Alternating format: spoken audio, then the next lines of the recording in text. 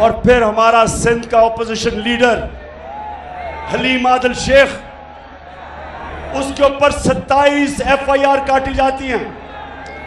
Sindh assembly का opposition leader, वो एक केस से निकलता है दूसरे में जेल में डाल देते हैं, उसके ऊपर तशद्दुद करते हैं। और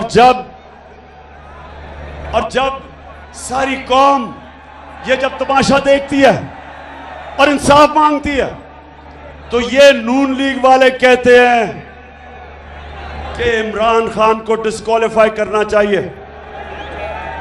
नून लीग वाले बड़े गौर से सुन लो, तुम ये जो कहते हो कि इमरान खान को डिस्क्वालीफाई किया जाए क्योंकि नवाज शरीफ को किया गया, मेरे ऊपर केस बनाया जा रहा है किस चीज का? दहशतगर्दी का। क्यों? क्योंकि मैं कहता हूं कानूनी कार्रवाई की जाए उनके खिलाफ जिन्होंने ये तशद्दुद नहीं रोका। अब नवाज शरीफ के ऊपर क्या था, जरा गौर से ये मैं आपको वीडियो दिखाऊंगा, जरा ये वीडियो देखना।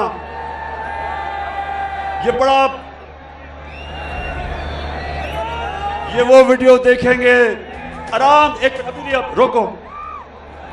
ये जो वीडियो मैं ताकि देखना आप खुद अपनी आंखों से देखें कि इस मुल्क से हो क्या रहा है। नवाज शरीफ 3 दफा मुल्क का प्राइम